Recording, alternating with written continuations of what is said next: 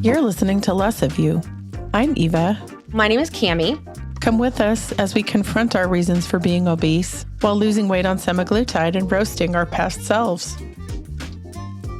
Hi, listeners. It's Eva. This bonus episode is an excerpt from an interview I did with Dr. Johnny Franco about semaglutide and where it's headed on one of my other podcasts called Meet the Doctor. Dr. Franco lost more than 70 pounds himself on semaglutide and Tirzepatide, and he's the doctor that introduced me to the skinny shot back in January 2023. One thing I want you to be open-minded about if you're on a GLP-1 or considering it is that a plastic surgery office might be as good or an even better resource for a weight loss program than an online telemedicine or through the usual primary care channels for a few reasons. First, plastic surgery offices are really nice places with really nice people.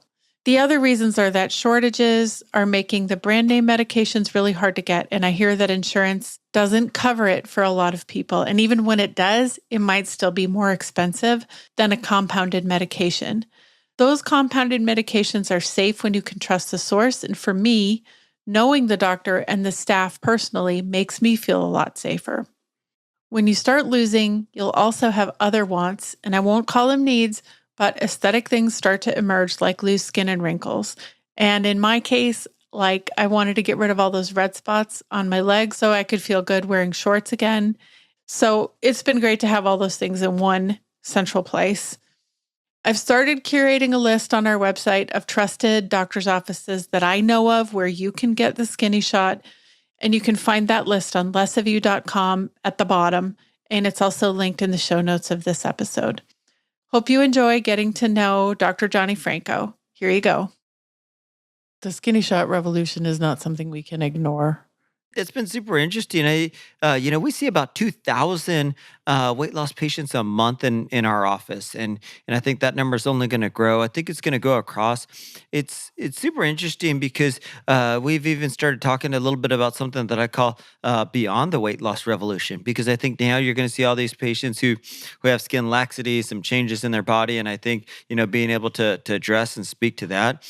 I think as a plastic surgeon, whether you want to offer weight loss treatments in your office or not, you can't ignore this. The amount of people that are going to be on these medications is just going to be, innumerable. I mean, it's going to be so large. I have to check the final stats about where it finished off, but it was on pace last year to finish the year as the number one. Tirzepatide, Monjaro, was on pace to be the number one most sold drug ever in America. Imagine that. Which just tells you amount more than with Viagra. everything out there. more than Viagra, more than, if you think about how many people are on heart medications, I mean, it's just an enormous amount. They recently released a Tirzepatide medication, which is basically the same medication as Monjaro, but called Zepbound, that was FDA approved for chronic weight management, which also is such an interesting pivot of how the FDA views obesity and weight management in the United States. I mean, so they no longer see it as an acute issue of needing to course correct. They see it as a chronic issue. And I think there's a lot more to weight than just, self-control, so forth.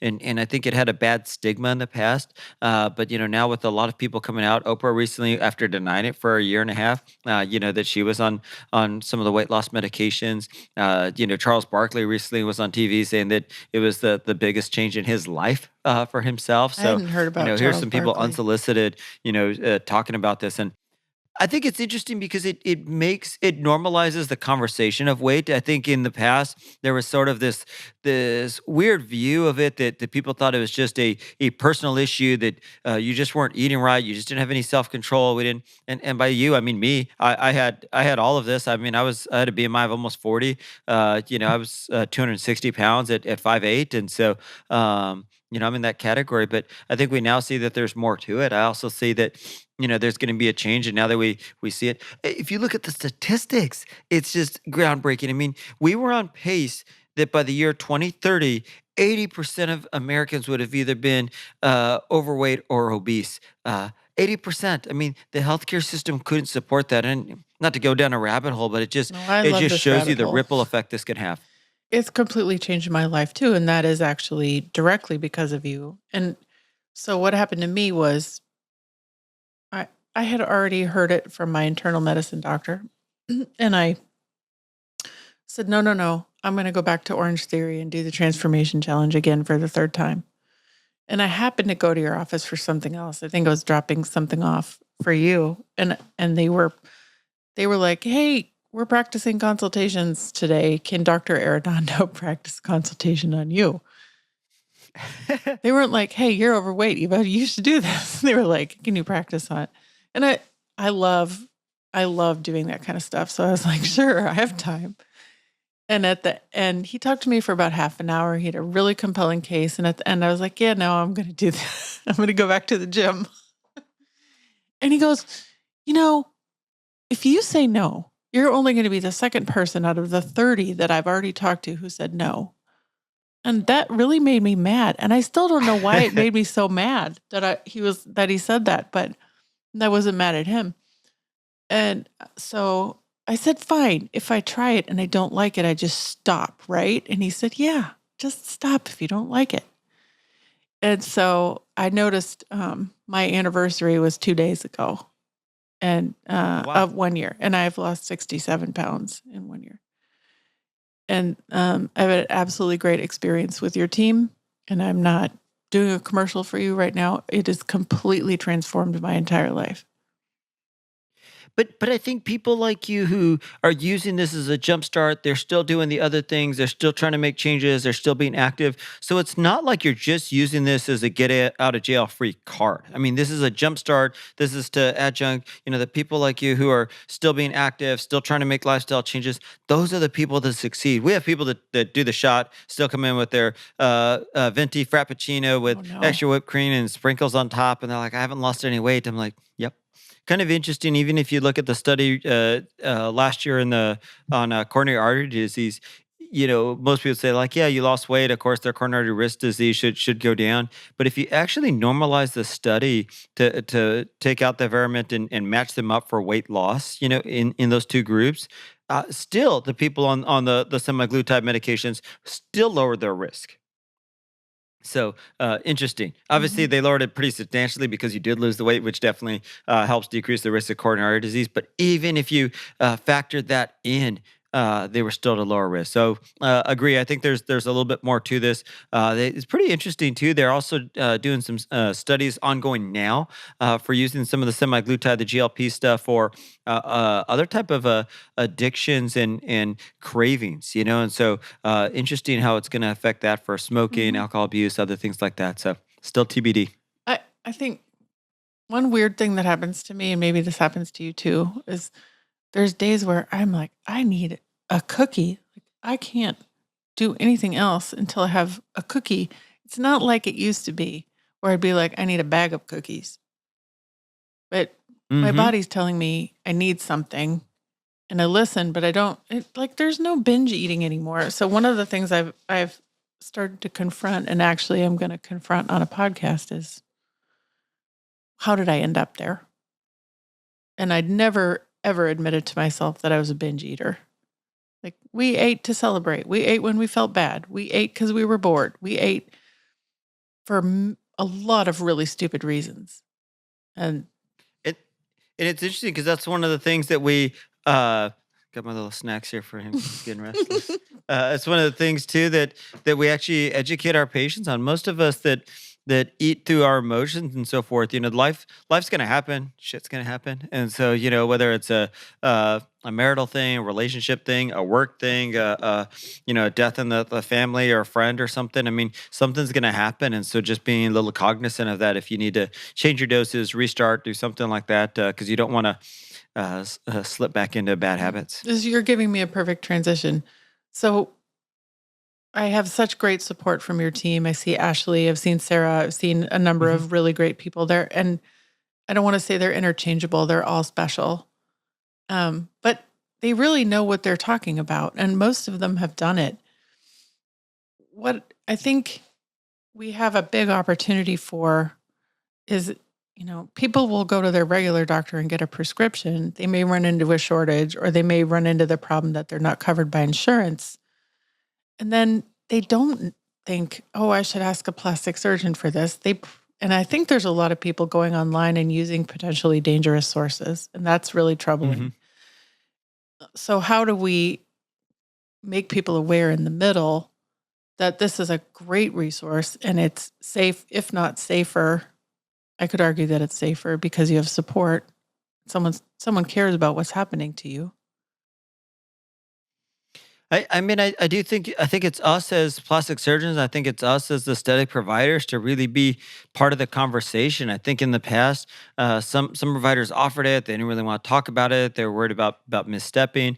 I'll say to the credit of ASPS and their president Stephen Williams, he actually reached out last week, and we're actually looking at how we can integrate some of the weight loss wellness overall into the next ASPS meeting in San Diego, because some of the idea is just that this stuff is out there.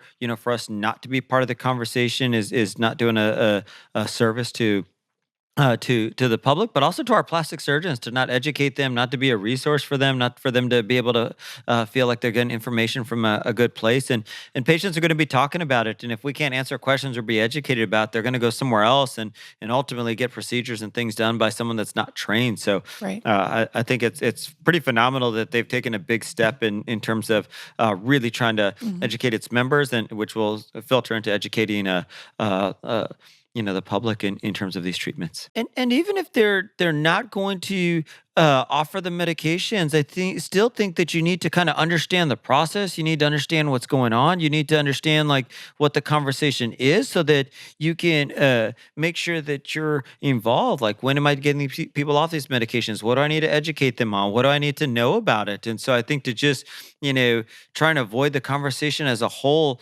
is not doing your patients a service. How are you thinking about getting people off? What does that look like? So, I mean, even for myself at this point, I think I've done one, maybe two shots in the last 2 months, right before the holidays, and that was it. So for the most part, we usually get people to a good goal weight, keep them there for at least 2 months, and then slowly start to wean down, and then monitoring them to making sure that they are holding into a good spot. If we need to tweak, we can do that, and then phasing people out. So I think there's going to be some set of people that need to chronically be on a low dose. I think there's going to be a small set that can completely come off. I think there's going to be some people that are going to have to be a little aware of their body of when they need to come back on. So you're only taking it here and there. What's your own criteria for taking it? And are you hungry again? Like, is any of that stuff coming back that was there before? I've kind of done it prophylactically, of only taking it when I was going to go see my brother for Thanksgiving, and I knew it was going to be surrounded by stuff. So it was more of a preemptive than really I needed it. Wait, didn't you tell me you ate too much on Thanksgiving anyway? Oh, well, that was the year before. Oh, that's right. That was a year ago. I Mhm. can't believe how much time has gone by. Yeah, I honestly, I still feel really, really good. We'll see. I still monitor my weight weekly to make sure I'm staying in a good spot, and so I'm definitely not closing the book on that. I need to get back on it on any regular basis, but as long as I can hold the line and still do good, and I think I've gotten into a better workout. I've gotten better into eating well and those type of things. So I think that's helped. I definitely got some work to go, but still a work in progress. Well, if someone's listening and they want to find out more about you or Austin Plastic Surgeon, tell me again where the 3 offices are and the best place to follow you online. Yeah, easiest place to follow us is on social media at Austin Plastic Surgeon. We got 3 offices, one in North Austin by the Domain, one in Westlake, and then San Antonio as well. And then our website is www.austinplasticsurgeon.com. Wonderful. Thank you, Dr. Franco. Thanks for having me. Appreciate it. Follow us on Instagram at Less of You Podcast. Are you confronting the same challenges and have a story to tell? I'd love to hear your story on our Skinny Shot Stories podcast. Contact me for more details at skinnyshotstories.com. If you're a doctor and would like to learn more about sponsoring this or any of our cosmetic surgery and weight loss podcasts, go to lessofyou.com. Less of You is a production of The Axis, TAGAXIS.io.